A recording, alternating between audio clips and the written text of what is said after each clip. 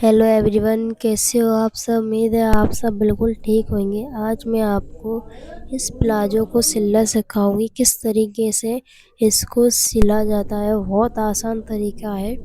जितनी आसान इसकी कटिंग है ना, उससे भी ज़्यादा आसान इसको सिलना है।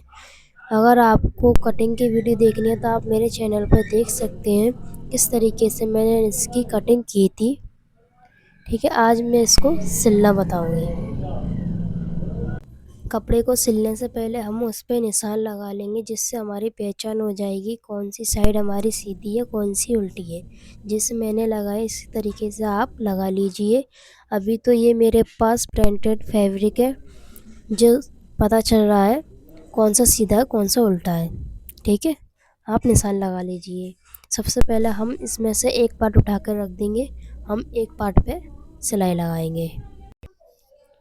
देखिए, मैंने ये कपड़ा बिछा लिया है। इसी तरीके से आपको भी बिछा लेना है। अब मैं इस पर म्यानी लगा के दिखाऊंगी किस तरीके से म्यानी जोड़ी जाती है। ठीक है, ये म्यानी के दो पार्ट हैं। इसको म्यानी को लगा के दिखाऊंगी मैं। अगर आप म्यानी नहीं लगाना चाहते, बिना म्यानी के सिलना चाहते हैं, तो आप दूसरा पार्ट उठाकर सेम इसी तरीके से रख लीजिए। दोनों साइड इसी तरीके से रखकर फिर इस पर सिलाई लगा लीजिए। जैसे कि मैंने रख लिया है, आधा आधा इंच पर सिलाई लगा लेनी है। ऐसे ही दोनों साइड। तो आपका बिना म्यानी का बन जाएगा। लेकिन मैं भी म्यानी वाला बना रही हूँ, क्योंकि हमारे यहाँ पे ज़्यादातर म्यानी वाले ही पहनना पसंद करते हैं। इसीलिए अगर मेरे पास किसी कस्टमर का आएगा बिना म्यानी का, तो मैं आपको शॉर्ट वीडियो में बता दूँ किस तरीके से बिना म्यानी का बनाया जाता है। ठीक है, हम इसी तरीके से म्यानी जोड़ेंगे।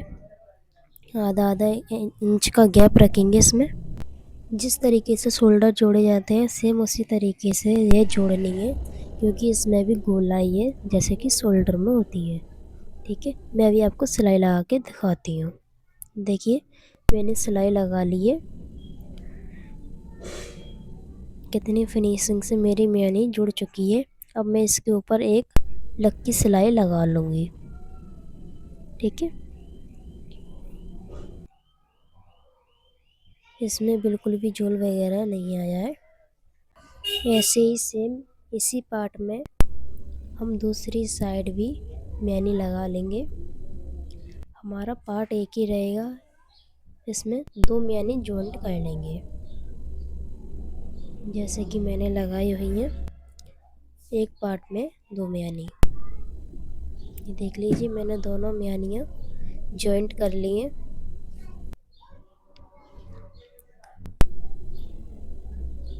उनके ऊपर लक्की सिलाई भी लगा दी है।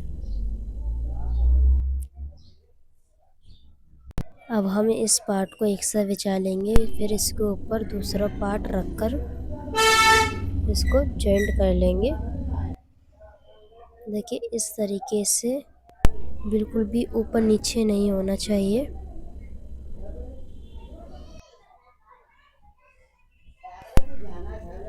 ये कट से कट मिल जाएगा। ऐसे ही सेम सिलाई लग जाएगी आधे आधे इंच पर। इस तरीके से आप जोड़ सकते हैं। ठीक है, अभी मैं आपको बहुत सिंपल तरीके से सिलना बता रही हूँ। जो लोग नए हैं ना, जो पहली बार सिलेंगे इसको, वो बहुत आसानी से सिल सकते हैं। इसको सिलने में कोई भी दिक्कत नहीं आएगी। बहुत आसान तरीका है ये, बहुत आसानी से सिल जाता है। ऐसे ही सेम हम दोनों पार्ट को जॉइंट कर लेंगे। ठीक है, मैं भी आपको जॉइंट करके दिखाती हूँ किस तरीके से मैंने जॉइंट किया है। देखिए, इतने अच्छे तरीके से हमारी ये म्यानी जुड़ चुकी है, दोनों पार्ट भी जुड़ चुके हैं। ये कहीं पर भी झोल वगैरह नहीं है। माफ़ करना, मैं इसकी सिलाई लगाते दिखा नहीं पा रही हूँ, क्योंकि मैंने एक ही जगह मोबाइल को सेट किया हुआ है, जिससे मेरी अच्छी वीडियो बन जाए। अगर मैं इसको मशीन पे सेट करती तो मशीन का पटा, जो पैरदान का पटा होता है, वो मेरा छोटा है, मैं अच्छे से दिखा नहीं पाती। पर मैं उम्मीद करती हूँ कि आपको अच्छे से समझ आ रहा होगा मैं किस तरीके से बताना चाह रही हूँ, किस तरीके से इसको सिलना है।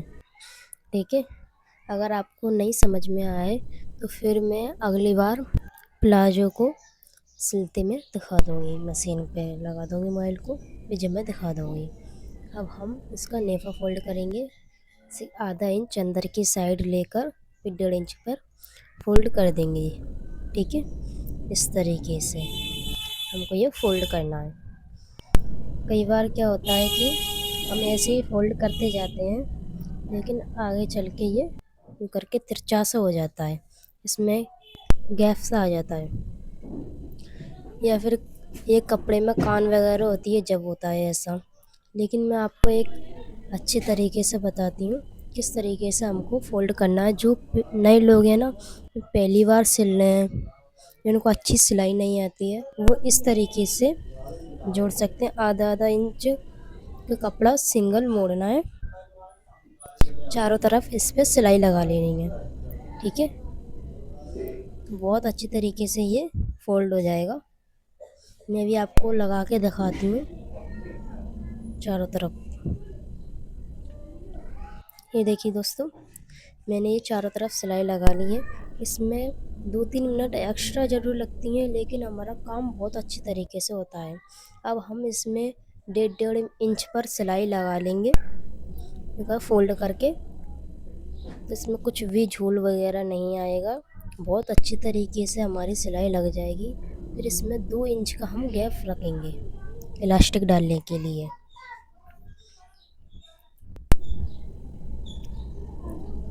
मैंने इसमें चारों तरफ सिलाई लगा ली है, आप देख सकते हैं किस तरीके से कितनी सफाई के साथ मेरी सिलाई लग चुकी है। मैंने 2 इंच का गैप भी जोड़ा है इसमें, क्योंकि यहाँ से हमारी इलास्टिक डलेगी इसमें। ठीक है, हमारा नेपा फोल्ड हो चुका है। हमको अभी टाइम पे ध्यान नहीं देना है, हमको काम पे ध्यान देना है। बस काम अच्छा होना चाहिए। अगर हमारा काम अच्छा होएगा तो हमारे कस्टमर और ज़्यादा बढ़ेंगे। ठीक है, इसमें 2-3 मिनट एक्स्ट्रा लगते हैं, लेकिन काम अच्छा हो जाता है।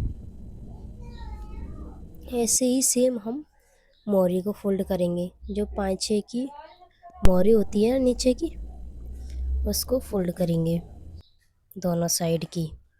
पहले आधा आधा इंच फोल्ड कर लेंगे इस तरीके से, आधे आधे इंच पे सिलाई लगा लेंगे। फिर हम 2 इंच फोल्ड करके सिलाई लगा लेंगे। ऐसे ही हमको दोनों पाँचे की मोरियाँ फोल्ड करनी है फिनिशिंग के साथ। ठीक है, तो चलिए मैं भी आपको दिखाती हूँ। देखिए, मैंने पहले आधा आधे इंच पे सिलाई लगा ली है, ऐसे ही सेम आपको भी लगानी है। आपको टाइम पे ध्यान नहीं देना है कि इसमें हमारा ज़्यादा टाइम जा रहा है, क्योंकि कस्टमर को टाइम से कोई फ़र्क नहीं पड़ता। चाहे इसमें 1 दिन लगाओ, 2 दिन लगाओ या 10 दिन लगाओ, वो सिर्फ आपका काम देखते हैं कि आपने काम किस तरीके से किया है। अगर आपने काम अच्छा किया होगा तो फिर वो दोबारा भी आएंगे आपके पास सिलवाने के लिए। बस हमको काम पे ध्यान देना है। देखिए, मैंने नेपे की तरह दोनों पाँचे को फोल्ड करके सिलाई लगा ली है। कितनी फिनिशिंग के साथ सिलाई लगी है, आप इस साइड से भी देखिए, कहीं पर भी सिलाई मेरी आगे पीछे नहीं हो रही है, इक्वल सिलाई लगी है। कितनी अच्छी फिनिशिंग आई है। ये फिनिशिंग आपकी भी आ जाएगी, आप सिलोगे तो आपसे भी ऐसी फिनिशिंग आएगी। बस आपको तरीका ऐसे ही रखना है जैसे मैंने बताया हुआ है। ठीक है, अगर हम इसी चीज़ को बार बार रिपीट करेंगे ना 10-15 दिन, तो आपको इस प्लाजो को बनाने में सिर्फ 5-10 मिनट लगेंगे। कटिंग से सिलाई तक, कटिंग भी हो जाएगी 5 मिनट में, 5-10 मिनट में, और सिलाई भी हो जाएगी। इसमें ज़्यादा टाइम नहीं लगता है। जब हमारे हाथ में फिनिशिंग आ जाती है, हमको तरीका पता चल जाता है इस तरीके से ये सिला जाता है, फिर उसमें टाइम ज़्यादा नहीं लगता है, बहुत जल्दी वो काम हो जाता है। अब हम इसको जॉइंट करेंगे।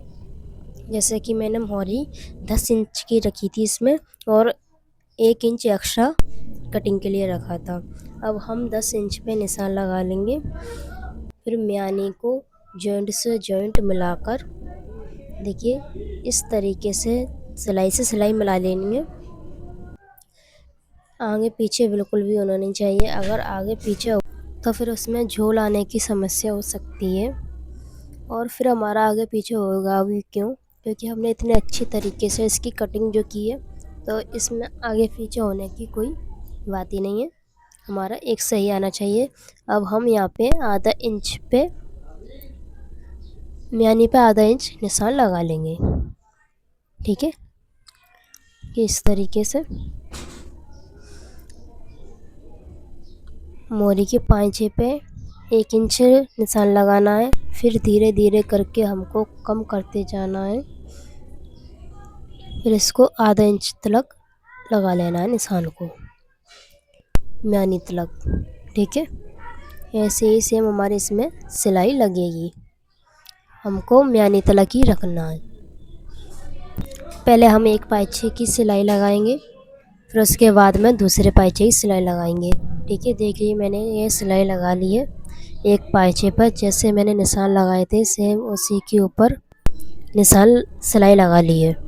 ठीक है, यहाँ तक सिलाई छोड़ दी है। फिर अब हम दूसरा पाइचा उठाएंगे। अब देखिए कितने अच्छे तरीके से मेरी सिलाई आ चुकी है, कहीं भी आगे पीछे नहीं है म्यानी। ऐसे ही सेम हम दूसरा पाइचा उठाकर उस पर भी सिलाई लगाएंगे, जैसे कि मैंने उस पहले वाले पे लगाया था। सेम इसी तरह इस पे भी रखना है। ठीक है, इसमें बिल्कुल भी झोल नहीं आएगा। फिर बहुत अच्छे तरीके से फिनिशिंग के साथ हमारा प्लाजो बनके तैयार हो जाएगा।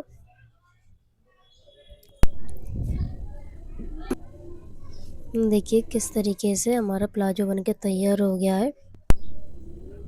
दोनों तरफ से मैंने सेम रखा है। म्यानी बिल्कुल एक सी जॉइंट हो चुकी है। हमारा प्लाजो पूरा बनके तैयार हो गया है। बस अब इसमें इलास्टिक जोड़ना बाकी है, बस हमको इलास्टिक जोड़नी है।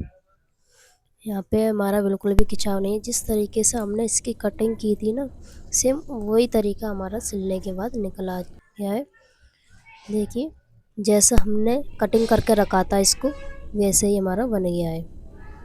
ठीक है, ये सिंपल सा प्लाजो मैंने अभी नए लोगों के लिए बताया है। जो नए लोग हैं पहली बार सिल रहे हैं, वो बहुत आसान तरीके से इसको बना लेंगे।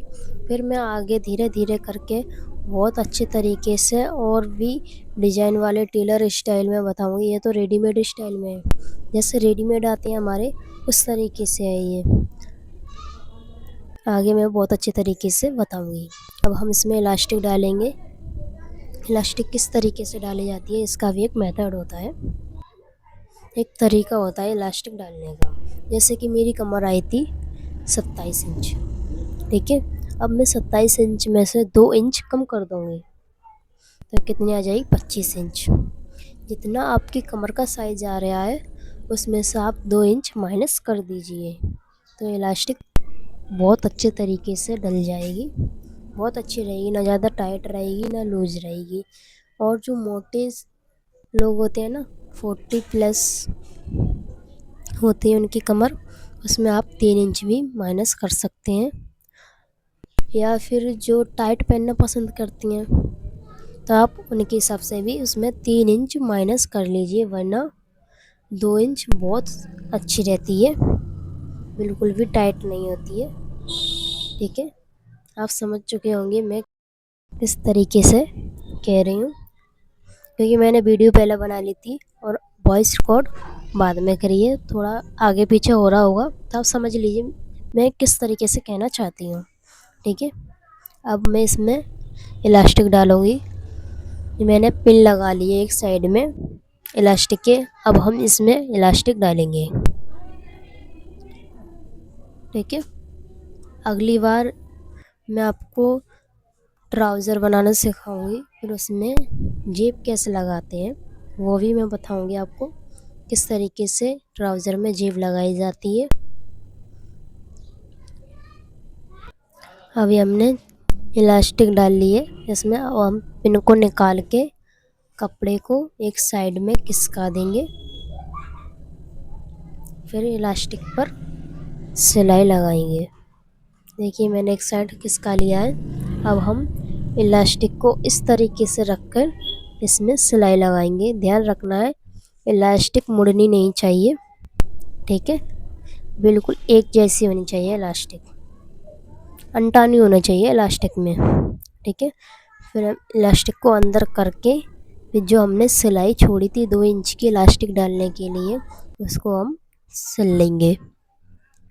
फिर इस तरीके से खींच लेना है कपड़े को। कहीं से हमारा कपड़ा एक ज़्यादा इकट्ठा नहीं होना चाहिए, चारों तरफ एक जैसा ही रहना चाहिए। जॉइंट से जॉइंट मिलाकर यूँ करके खींच लेना है, चारों तरफ एक जैसा फैल जाएगा, ठीक है। फिर उसके बाद में खींचने के बाद इस पे सिलाई लगानी है बीच में, जिससे इलास्टिक हमारी आगे पीछे ना हो, ठीक है। इस तरीके से जैसा कि मैंने लगाई है ऐसे ही सेम आप लगा सकते हैं। मैंने यूँ करके खींच कर लगाई है इस पर सिलाई। अब हम इसको सीधा करके दिखाते हैं। हमारा प्लाजो पूरा बनके तैयार हो चुका है। अब हम इसमें प्रेस लगाएंगे। सिलाई से सिलाई मिलाकर अच्छे तरीके से प्रेस लगाएंगे। आगे से मेरी कोशिश रहेगी कि मैं आपको सिलाई करते में वीडियो बना के बताऊं। ये वीडियो मैंने अकेले ने बनाई है, मेरे पास कोई और नहीं था जो मेरे मोबाइल को पकड़ ले। अगर मैं बार बार मोबाइल को इधर उधर सेट करती, कहीं टेबल पे लेके आती, फिर बाद में मशीन पे लेके आती, तो मेरी वीडियो अच्छे तरीके से नहीं बन पाती। इसीलिए मैंने एक साइड ही रख के बनाई है वीडियो। मैं उम्मीद करती हूँ कि आपको मेरे सिखाने का तरीका समझ में आया होगा बहुत अच्छे तरीके से। आप मुझे एक बार कमेंट करके ज़रूर बता देना आपको समझ आ गया। अगर आपको वीडियो पसंद आए तो वीडियो को लाइक ज़रूर करना, कमेंट करके बता देना और अपने दोस्तों को ज़रूर शेयर कर देना, आगे से वो भी सीख जाएंगे। मिलते हैं नेक्स्ट, बाय बाय।